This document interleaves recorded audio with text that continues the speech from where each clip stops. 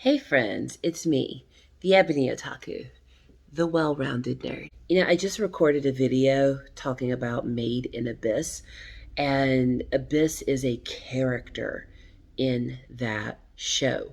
Um, the world itself is part of the plot. And so I'm just kind of in that vein. So I thought, well, what else will keep me in this mindset? Girls Last Tour.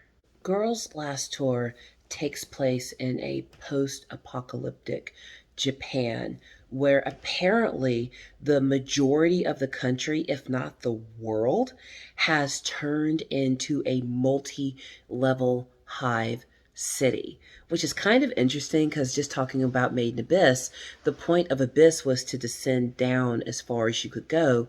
And this hive city, the goal is to get as high as you can, get to the top of the city. It's just really interesting inversion there. But anyway, I digress. There's only a couple of characters that are central to the story, and we only meet, I believe, two other human beings in the entire series. It's rather melancholy. It's starkly realistic as well, even though this is a post apocalyptic type fantasy that we're diving into. We follow two young girls that are of junior high age, Yuri and Chito. And they're apparently not related as far as I can tell, but they are most likely the last two human beings in this city and possibly on the planet.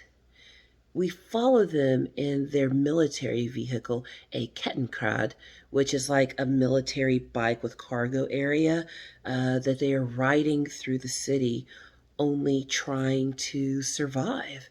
They are looking for food, they are looking for shelter, places to bathe, and their goal is to get to the top of the city. Because what else are they going to do? It's past the apocalypse. And that's where a lot of mystery happens in this show because they never really spell out in the anime. I haven't read the manga, but in the anime, they never spell it out what happened to all the people. We get some glimpses and flashbacks that there was a war, of course, but we also get a point in the series where we look back to see human society thriving. People with jobs, kids going to school, homes filled with families and laughter, food, all the things that come with living in a city. But all of that's gone. You see the remnants as they travel through the city of where there was humanity. And apparently, they've been alone for so long that they are starting to forget moments of their lives. They don't talk about their parents. They don't talk about grandparents or cousins, anything like that. And even their language is limited because you only know language up until you stop hearing it. And apparently, they were much younger when they started this trek in the city alone, maybe around 7, 8, 9 years old, somewhere in there. And they're just words they don't know. You catch them trying to describe certain events or places that they encounter, and they just don't have the language for it. And one of the girls is actually keeping a journal of their adventures, and sometimes she doesn't have the written language skills to write what she's trying to express. Because if your schooling didn't go past third grade, it's kind of pitiful because we know there was a society here. When we see from different angles the vastness and emptiness of the city, you can see where there was industry. You can see where there were families thriving. And we get pictures of, not just the city itself, but, what religions were in place in the city, what the working culture was like, I don't know what mythology they based the religion in the city on, but there were creatures of creation that were worshipped by certain groups in the city. Because it's a hive city, it takes a lot to produce food. So there are moments where they run across factories where foodstuffs are produced, and some of that machinery is still working, and it becomes places where the girls can get food. Once in a while, they find a place that's away from the snow and the elements, and they can take shelter at night. But as they travel up, up, and up, they're just constantly reminded how alone they are. And even though they're so far separated from humanity, they remember things like carry weapons in case you encounter someone who wants to hurt you. How would they know that unless they had recently experienced war?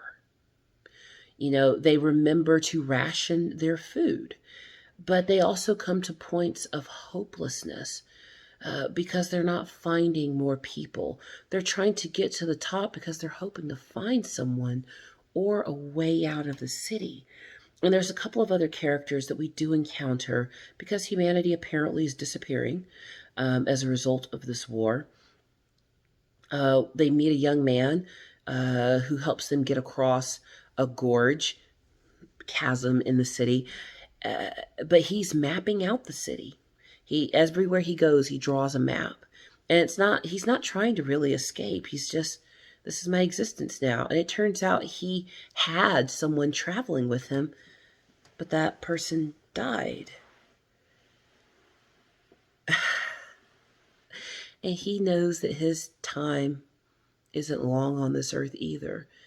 And when he parts with the girls, he actually gives them his last possessions, which happen to be a camera and the maps he created. And then they encounter at some point a woman who is trying to build a flight engine so that she can escape the city, go find people elsewhere. And that's where things become a little sinister, and you see that the world itself is a character.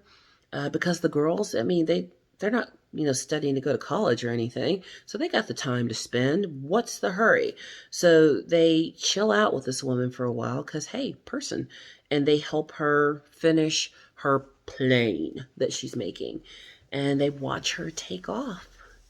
And they're so excited for her, and for a while it's flying, it's going, and then it falls apart in midair. Luckily, the woman has a parachute, but we can assume later on she dies too. You cannot escape this world. This world is the personification of hopelessness, of trying your best, and there being no chance of a prosperous tomorrow.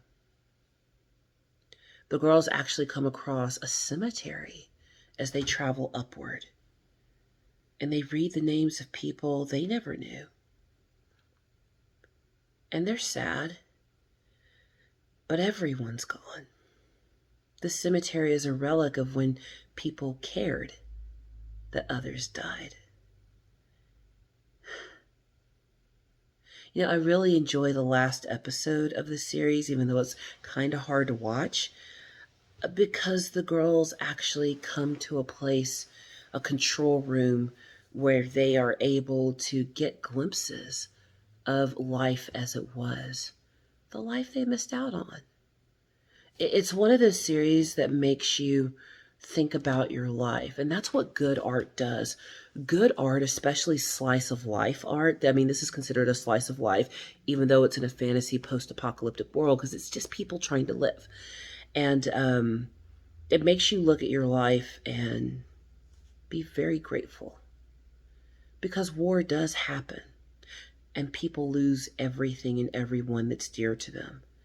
There are places on this planet where a single book becomes very valuable.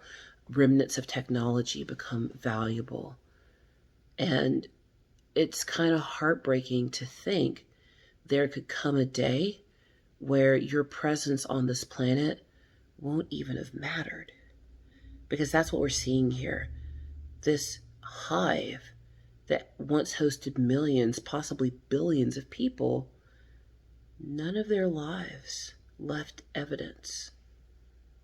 It's as if it didn't matter they were there. The city consumed them.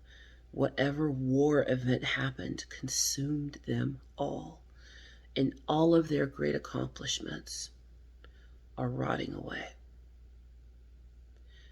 Our two little explorers, Yuri and Chito, what can they do with this information? So they're writing it down and keeping a diary. Who's going to read it? The last other two humans that are probably remaining are gone now, and it's just them. And both of those two are relatively young adults. So that also tells us that even if the girls do live, it won't be for many years. Spoiler warning. The last episode, the girls finally make it to the top. After many trials and the things they encounter, there are machines that are still active in the city that are guard robots that chase them. Finding food and, avoiding, injury and that type of thing. They finally make it. And at the top, they get the sky, which represents freedom, eternity, heaven. And the last scene is just of the girls at night at the top, and they fall asleep. And you're left to assume what their fate was. I will say this show was a hard watch. It was very good, but I couldn't watch it all in one setting. But once I got into it, about 2.5-ish episodes in, the 3-episode rule: give an anime 3 episodes, any show 3 episodes, and then decide if you like or hate it. Because sometimes it can take a plot a minute to get going. But once I got into it in the middle of the 3rd episode, I was hooked, and I was in it with the girls. I wanted to see them succeed. I was rooting for them. I wanted them to live and find other people to grow up. Unfortunately, they weren't going to get to do that. It's a hard one, but it's a good one. And it's one of those that connects us with our humanity. It's like, if you don't feel anything at the end of this, have to wonder some things about yourself. But I hope you give this one a watch. Girls' Last Tour is beautiful. It's mesmerizing. It's haunting. But it's worth the watch. Please like, comment, and subscribe, and we can talk about it down below.